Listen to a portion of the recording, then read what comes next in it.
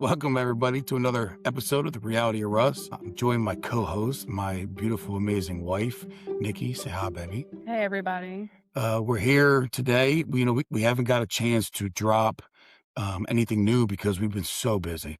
We own sober living homes. We're active members in our church. We have so much going on with the kids and just family and recovery.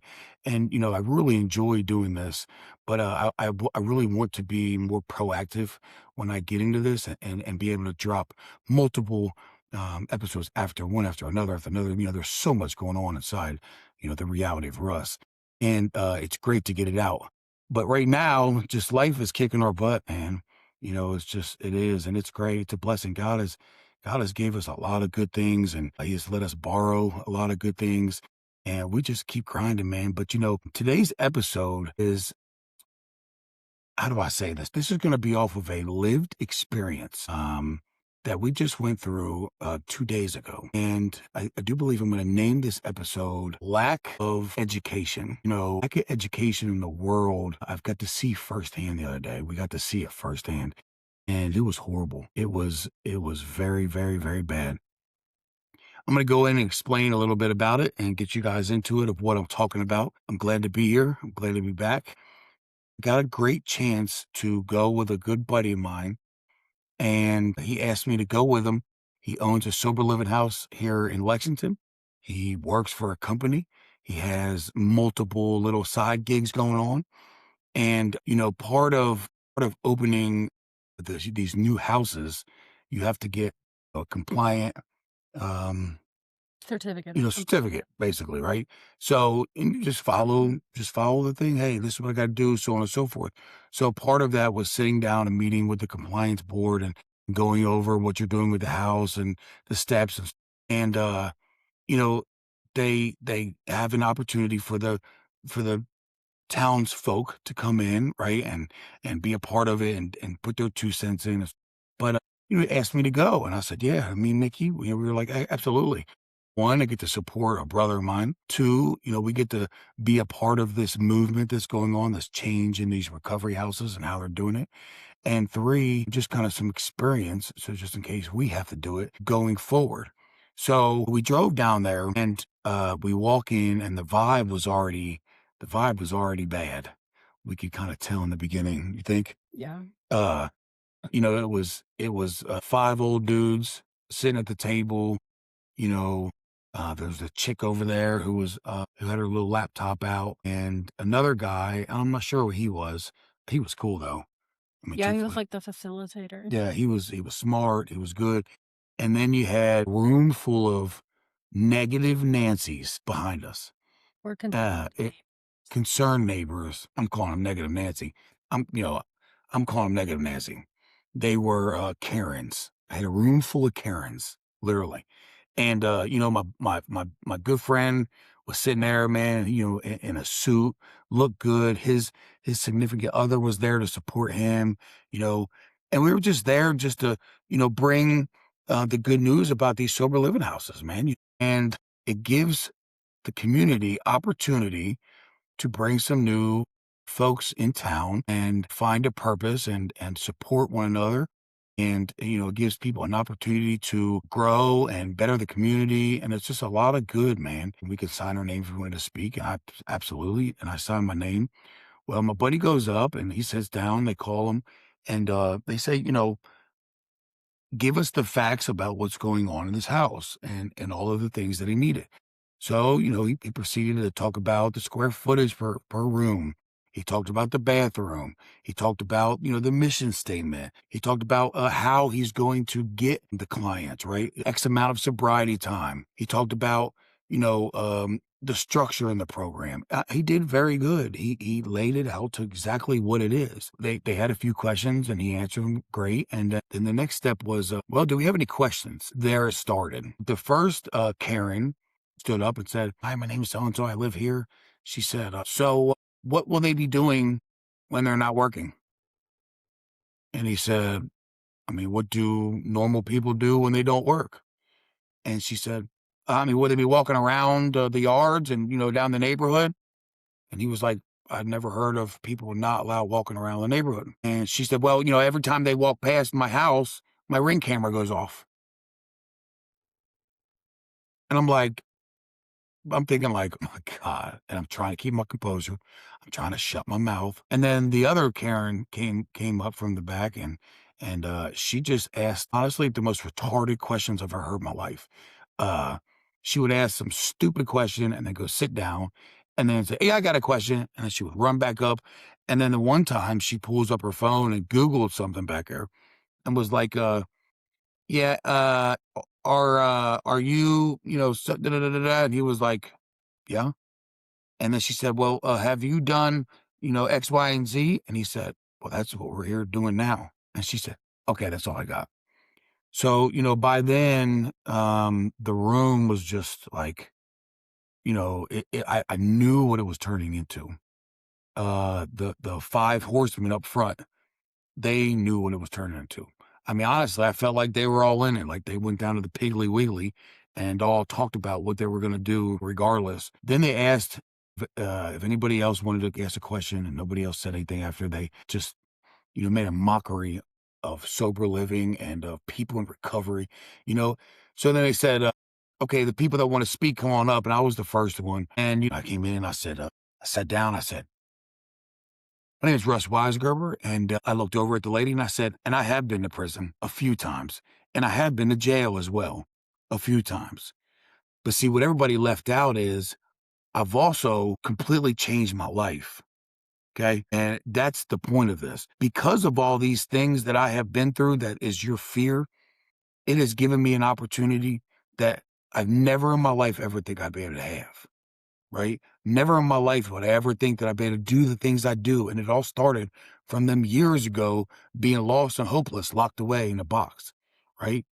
I said, I have literally sat here and heard you guys tear down recovery houses. But like, where is the support at for these recovery houses? Where is the fact that like y'all get an opportunity to be with people that are grinding to try to get their stuff together? I said, sober livings aren't bad. It's the people who own the sober livings that are bad. Because see, you could take a sober living and turn it into a well-oiled machine. You can take a sober living and you can turn it into a company that has success. You may have to eliminate, you may have to push and pull and prod, right? You may have to do all kinds of things, but you can make this a company that's winning. Or you can be like some of these schmoes out here and just pull up on Friday and say, "Where's my rent money?" Right? Where's my money at? And then just let them be wide open all day. And see, them's the companies that you see on the news. Them's the companies that are getting federal indictments on them, right? Them's the companies that, is just making headline and destroying it for all the rest of the people, right? There was a few times in my conversation he kept saying, bring it back." But like, I just was hot, man. I was very, very, very upset. And, by the end of it, we was able to turn, I think, 2. two, right? We was able to turn two. So we got one eye and four, your butts ain't gonna be here. And that's what it was. And I think he even said something, didn't he? The guy, what did he say about being a fit? It was a good fit for the community, but not the neighborhood. Yeah. And I think that this experience that we had in the meeting is uneducated society. I think that housing owners like us and among most of us that are going to go through this experience are going to have similar outcomes because the public is not educated about what we actually do, how we bridge the gap from people being in a program or rehab or coming from incarceration, that we're bridging the gap because they're not fully capable of living on their own or don't have the resources to live on their own because it is very expensive to live these days, with gas being 4.50 a gallon. Um, I think that the experience that we had is an uneducated community that has a lot of fear because of the stigma of being an alcoholic or being a drug addict because the media only portrays the negative. Right. They only tell you the bad side of what's going on or the tea of society, and they don't tell you all of the success stories. There's not enough positive encouragement for the ones that do it the right way, or, and there's no guideline for somebody to follow Sure. to do it the right way. So the lady literally said, "What if one of those people relapses and drives down the street drunk in a car and hits one of the kids playing in the street?" I mean, that could happen to anybody. You don't have to be an alcoholic or a drug addict. And again, I think it's the stigma of a sober living house because it wasn't until a couple years ago, especially around our area, that the recovery community really exploded and all these houses started popping up. And now they're starting to regulate it and make guidelines for owners to follow. Not enough information out there for, we'll call them normal folks, to understand what's going on. They just know that society had a problem and here we're trying to fix the problem, but they haven't seen enough of the solution to be persuaded that it's a good thing. I don't know. It's frustrating because, the other lady said, I took my kids from Jefferson County in Louisville and came out here to raise them and get them out of that environment. And she literally had a tear in her eye and said, "And I don't want to live next to a house full of drug addicts." You know, it's heartbreaking. You know, it's heartbreaking to hear that. And I also think it's discrimination, right? So here we are, about to put a sober living house up, and they literally got together and said, I think it's a good idea for the county, but I don't think it's a good idea for this street. So, let's change it. Let's say, they said to a black family, "Well, I think you guys are good for this community, but I just don't think you're good for this street." Let's say an Asian family. "Yeah, you guys are good for this community, but you're not good for this street." I don't know. You know, I think that I think we need to stand up and fight more for our rights as people in recovery. I worked hard to get to where I'm at. And, I'm not talking about physically. Uh the mental part of this outweighs any weight that I've ever lifted in my life. And it just continues on daily.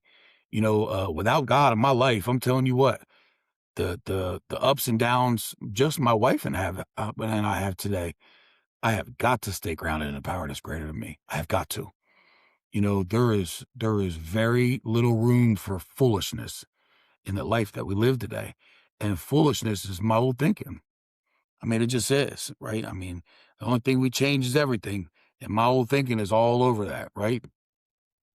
But I think talking about it today is a good thing. I think letting this out is a good thing. I think y'all should share this.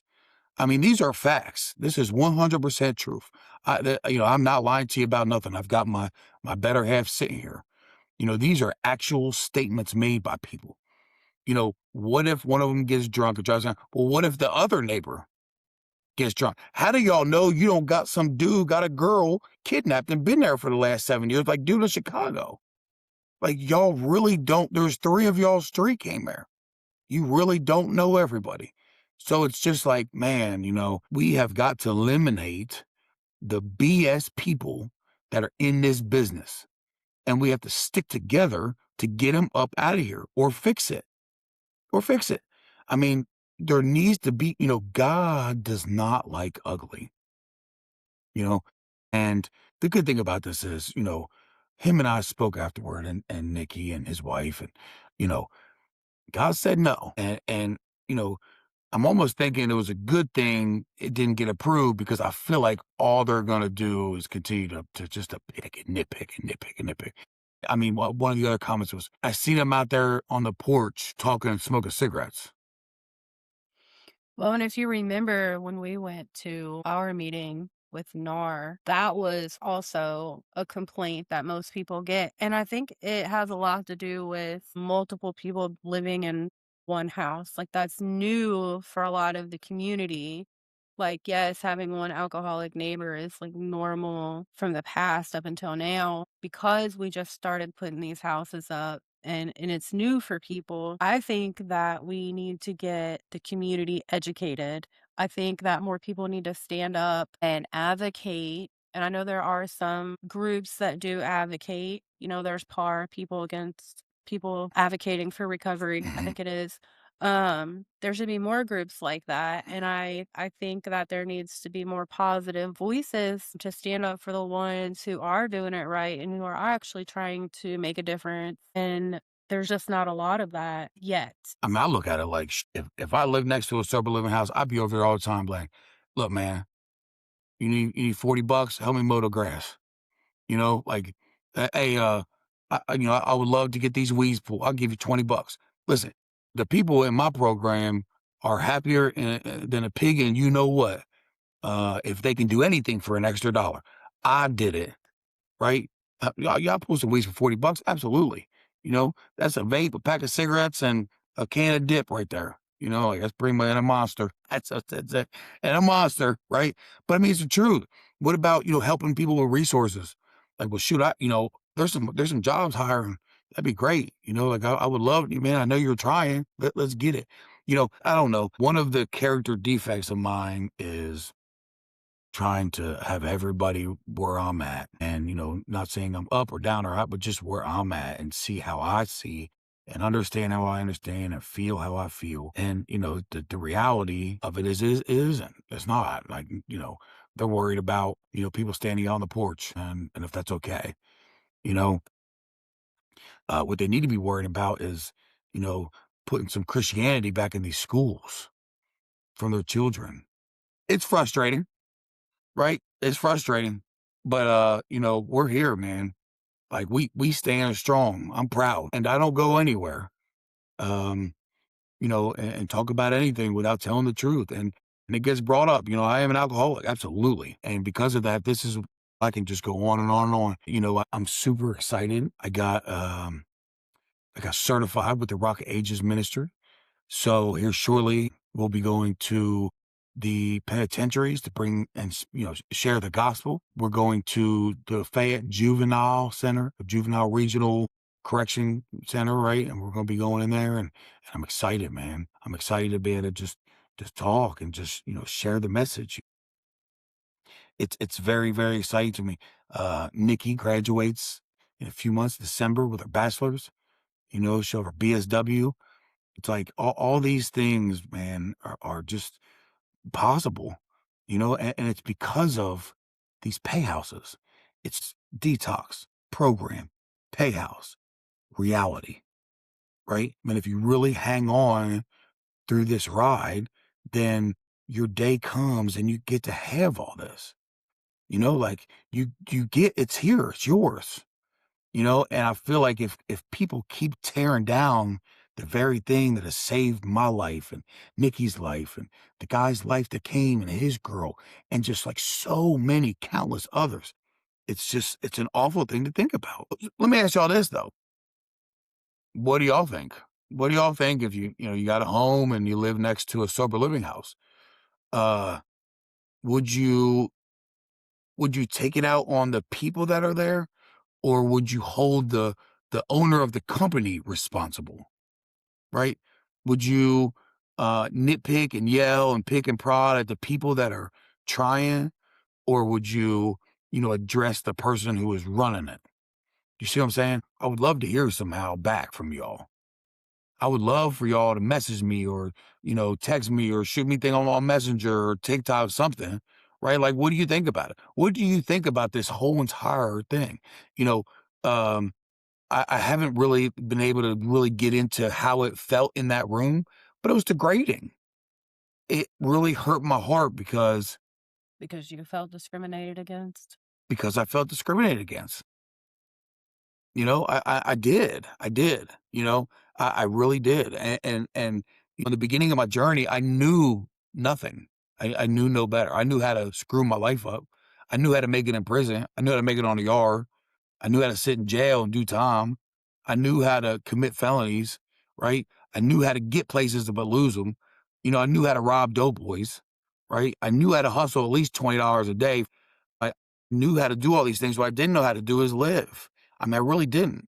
I knew how to get it. I just couldn't keep it. Never knew how to keep it. And like I'm so grateful that there was a pay and stay house that said, here's are the rules. Here's you work here, pay here, be on this time. It's pretty easy. Don't get drunk or high.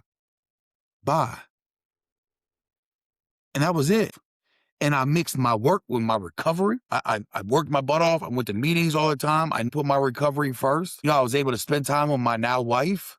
We was running all the time together, but we still run together all day, every day. We run together. We make decisions together For a good cause. for a good cause. Absolutely. But like what do you think? Like how would you feel sitting in a room listening to this being in recovery and you hear somebody say like just all these negative things? How would you feel if you owned a home? Is it really the people or is it the owners? Do we really need to attack the people or do we need to attack the owners? They have put enough stipulations on these houses. I do believe it's going to stop a lot of riffraff from being able to start up. It's a lot between KIR and the city getting their money now, and general liability insurance, which is thousands of dollars a year, uh, to zoning, and there's just so much, right? Like it's a lot. It's not just let's throw a house up and go.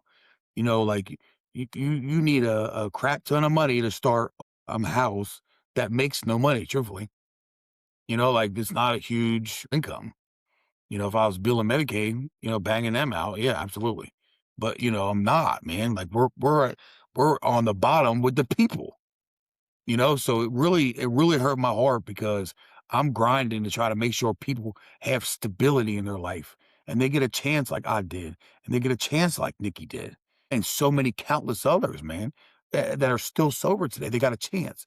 So like you really tearing it down because you're nervous that somebody's going to be on the porch smoking a cigarette at 10 o'clock at night, or that one of them people are going to relapse and drive down the street and hit a kid. But I think that the only way that it's gonna change is to change the stigma and change the perception of society. I mean, it's gonna start with one and it's gonna have more people advocating for the ones that are actually making a difference to Yeah. change the public view, especially if you have a community that has had the same people in it for a long time and people fear change and they always look at what has happened to them in the past and have that perception about what could happen addicts and alcoholics or because when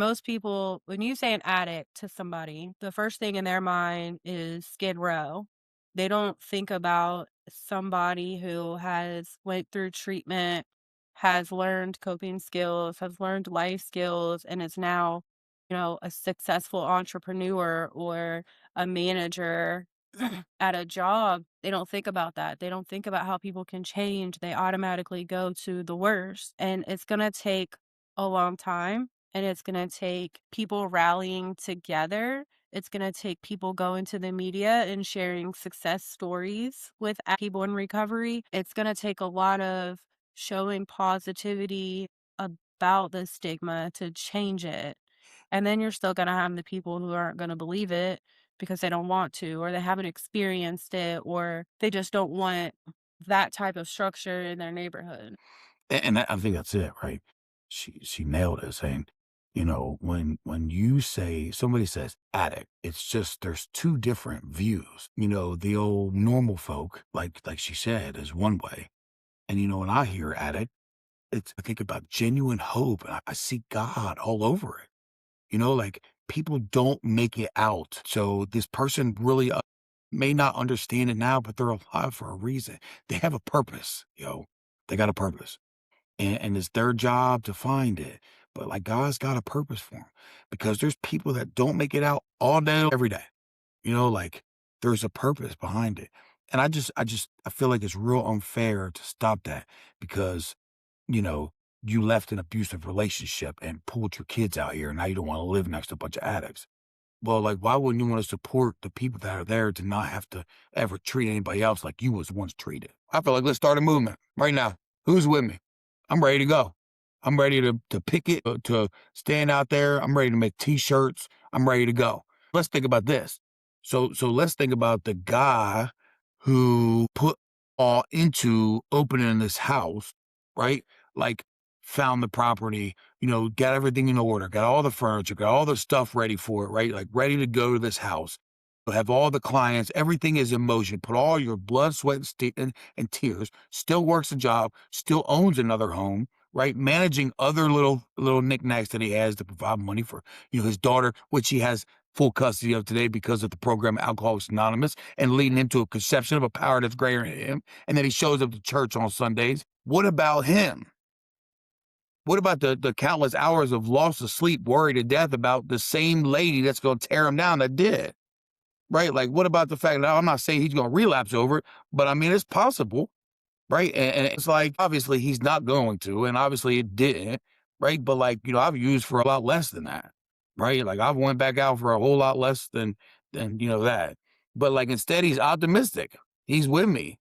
Like, hey, man, it is what it is. We're going to keep fighting. We're going to keep pushing. We're going to keep on. And that's exactly what it is. At the end of the day, God said no, not that lady. See, that lady had no power. Them old farts that ain't gonna make it but in a hot 10 more years. Like, them dudes did not really say no. The Almighty said no. And I'm a firm believer in that. So they can go home and be satisfied that nobody's going to be running over their kids or, walking down the street, asking for a cigarette or whatever else, all these people said. Um, but the big man upstairs said, nah, I got something better for you, my son. You just keep on pushing. I got something better for you. And I know it. I feel it. Oh, I feel it. I know it in my heart. But like, this is a hot topic, man. Like this is a platform for growth. And I think our people need to be aware so we can educate them people. Right? That's the people, them people is the one that's the problem for real. We're trying to get our crap together and they're tearing us down. I mean, that's cool. I got on the board back there. Noise doesn't stop progress. You hear me? E Even in our life, everybody who talks smack, that's what I go to. Everybody who's behind my back talking all that noise, it doesn't stop progress, yo. I just continuously refer back to the fact everything that's talked behind my back is noise, and all of the road that's ahead of me is progress. And I just leave the noise back there and I just keep on trucking, you know? Yeah, man. So I'd appreciate it. Get a hold of me. Let me know what y'all think about this. You probably know who I'm talking about if you listen. You probably know and you've read the post. I mean, when I looked at it, I was just like, wow. I mean, and he told me when I talked to him last night, like, man, I was so like, amazed about how much feedback I got back from this. See, because of the caring, that brought all these people together in one message. You understand? And that wasn't Karen or them people, that was God.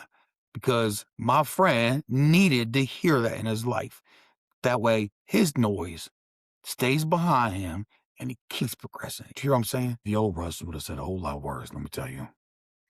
Uh, I keep getting nudged by my wife, so I'm gonna keep it clean today. But let me tell you, I'm gonna keep it clean, y'all. Listen, we are out here doing our very best each and every day. It's the truth.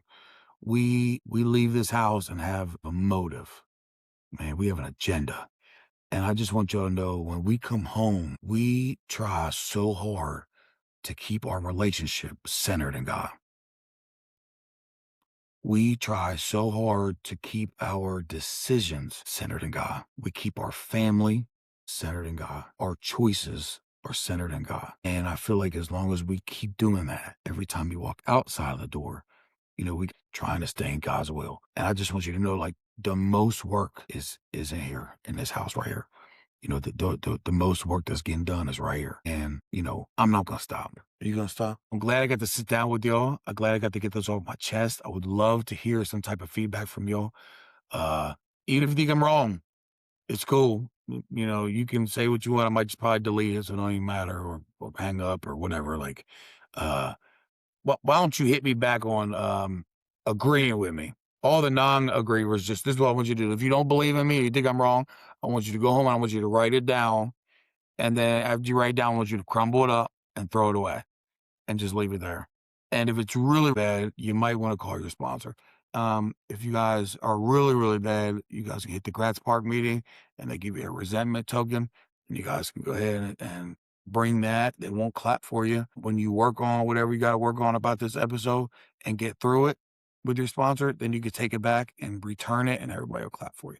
Make sure you think about this. Make sure you spread the good news about what God has done for you in this life of recovery, what the program of AA or NA or CR or whatever it is, what has it done for you? Like, there's so many people out there that are in recovery, and I feel like it's just like this is one of the things we need to be strong, we need to be proud, and we need to just keep pushing, man. So, uh, yeah, thank you guys for joining us.